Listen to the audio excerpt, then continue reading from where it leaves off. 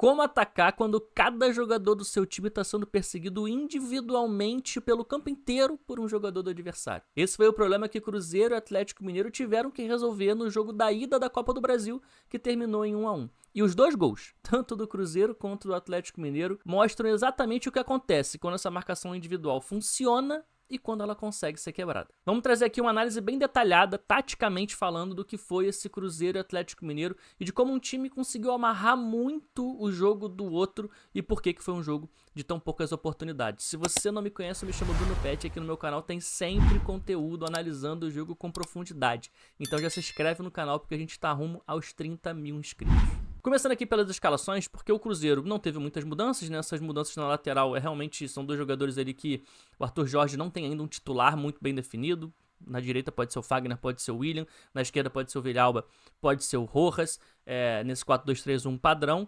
Mas pelo lado do Atlético Mineiro teve essa surpresa, a gente pode dizer dessa forma, né? Que foi o Alan Franco jogando como zagueiro pela direita.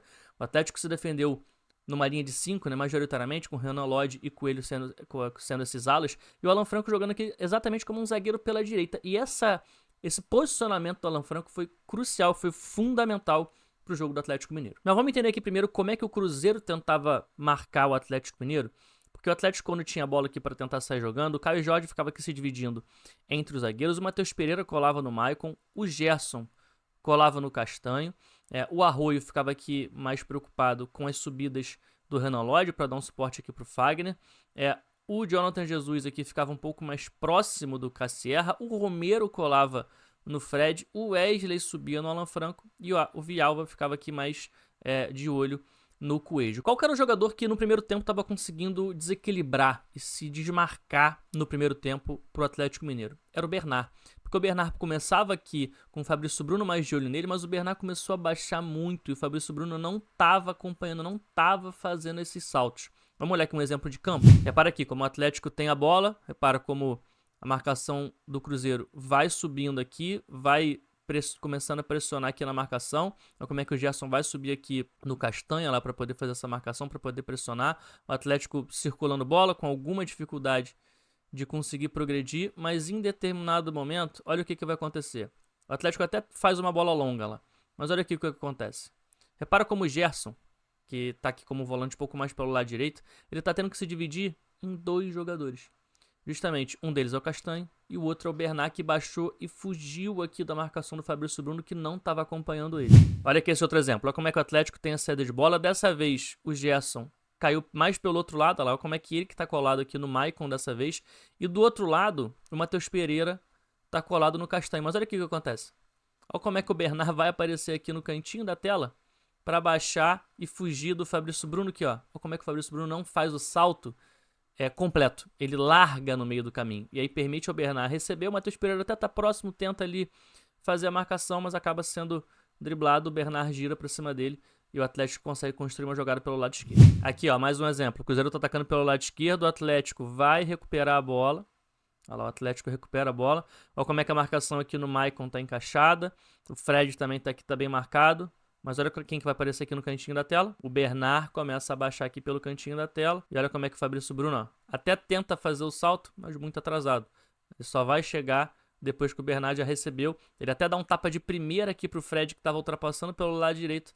O passe acaba ficando muito forte, a cobertura chega. Mas é mais uma possibilidade de ataque que seria perigosíssimo, né? O Fred poderia sair na cara do gol aqui, com o Bernard se destacando ali na marcação no meio campo. Bom, mas agora vamos entender como o Atlético estava conseguindo dificultar muito a vida do Cruzeiro na marcação alta. O Atlético fazia a marcação da seguinte forma. O Cassierra, o centroavante, era o cara que se dividia aqui entre os dois zagueiros. O Fred colava no Gerson. O Bernard colava no Romero.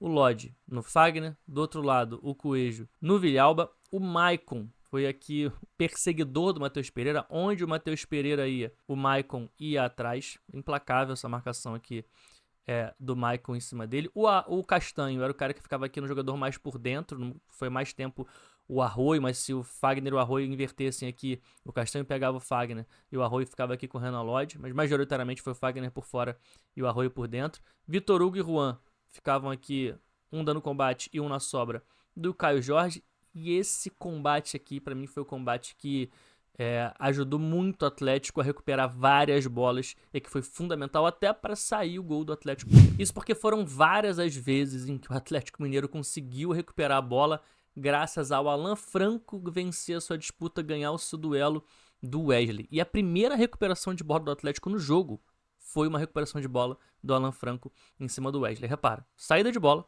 saída de jogo, a saída é até do Atlético, o Atlético vai tentar aqui uma bola longa, o Everson chuta a bola lá pra frente e repara no que vai acontecer. O Atlético vai subir aqui a marcação, ó lá, deixa eu até diminuir aqui pra poder dar pra enxergar melhor.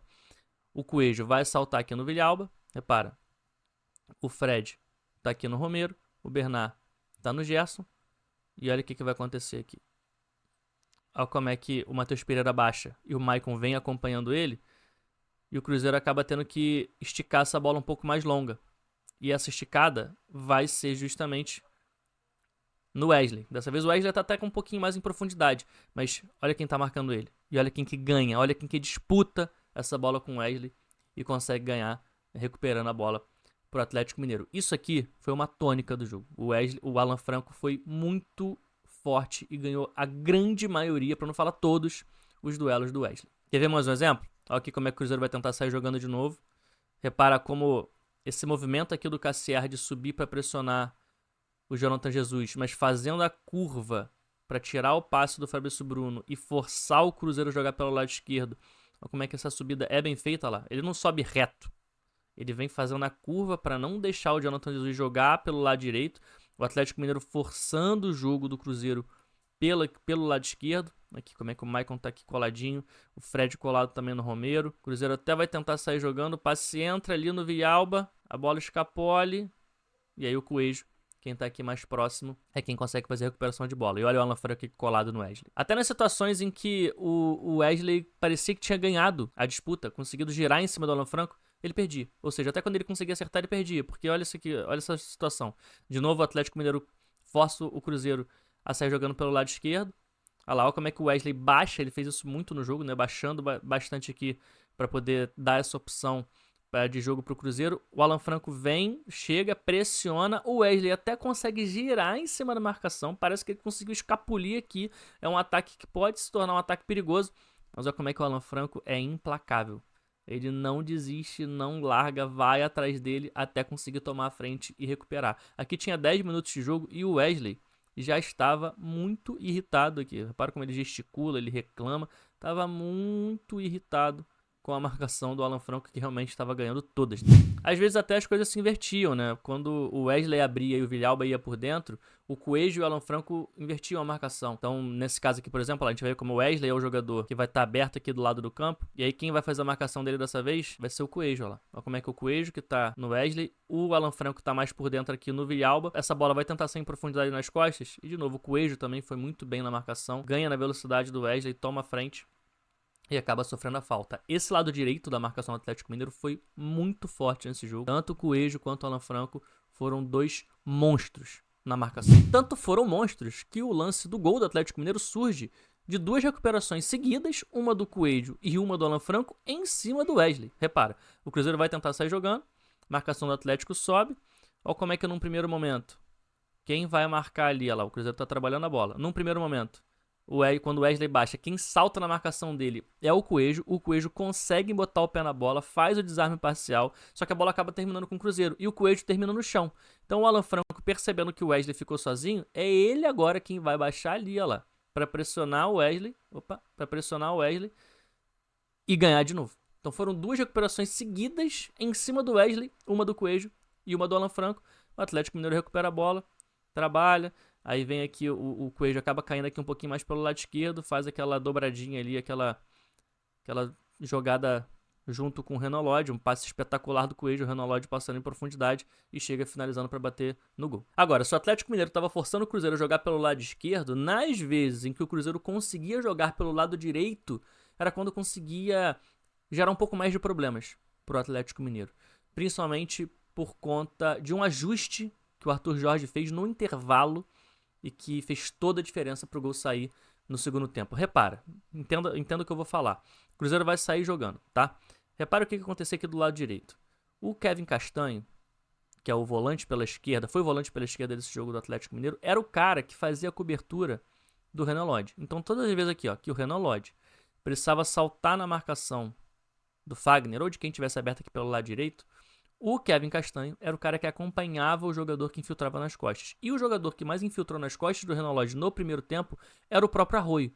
Então qual que era a jogada que o Cruzeiro estava tentando aqui? Atrair o Renan Lodge, esse salto do Lodge em cima do Fagner, e usar essas infiltrações do Arroio nas costas. Só que o Kevin Castanho estava muito bem, olha lá, fazendo essas coberturas, acompanhando até o final. Vamos ver aqui mais um exemplo. Olha como é que o Cruzeiro vai conseguir de novo atacar aqui pelo lado direito.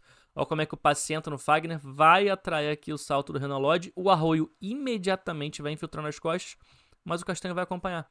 Vai acompanhar a ponto desse passe nem entrar. Porque essa abertura aqui, essa janela de passe nem se abriu, porque o Castanho conseguiu fazer muito bem a cobertura.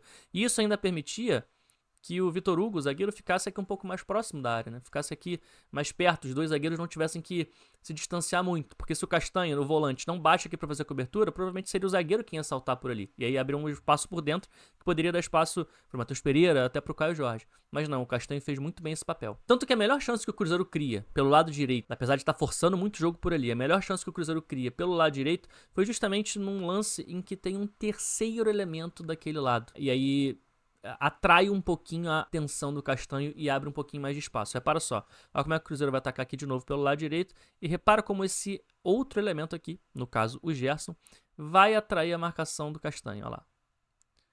O Gerson faz a infiltração, tenta ir ali nas costas e repara que quando a bola entra aqui no Arroio, que agora é o cara que está aberto, e atrai a marcação do Lodge, o Castanho ele tá aqui olhando pra trás preocupado no Gerson, mas tem o Fagner também na frente dele, então ele tá meio que marcando dois jogadores. Ele tá fazendo a cobertura do Lodge, como ele tinha que fazer, mas agora ele tem dois caras pra marcar, não tem um só.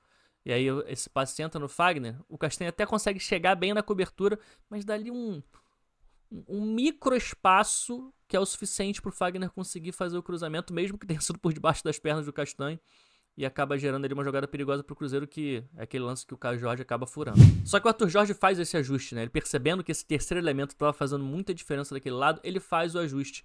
Tanto que quando a gente olha para as estatísticas do jogo, olha lá, estatísticas só do primeiro tempo, quando a gente olha aqui o número de ataques perigosos do Cruzeiro, então aqui do lado esquerdo, que é de 26 contra 20 o Atlético Mineiro, mostra ali um equilíbrio muito grande. Quando a gente olha para os números de ataques perigosos do segundo tempo, o Cruzeiro pula de um número que era 26 para 48. É quase que o dobro, né? São muito mais ataques perigosos do Cruzeiro no segundo tempo do que tinham sido no primeiro. E muito por conta desse ajuste, que foi justamente o posicionamento do Matheus Pereira. Percebendo que um terceiro elemento daquele lado podia desequilibrar a marcação, o Matheus Pereira começou a ser o responsável por infiltrar nas costas do Lodge. Então o que fez o Cruzeiro?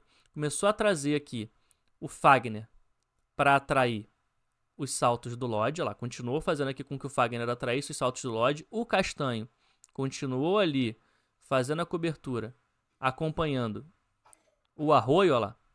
Mas o que começou a acontecer? O Matheus Pereira começou a sair do meio, circular e ser esse cara que ia começar a infiltrar para aproveitar esse espaço. O que o Cruzeiro fez no fim das contas?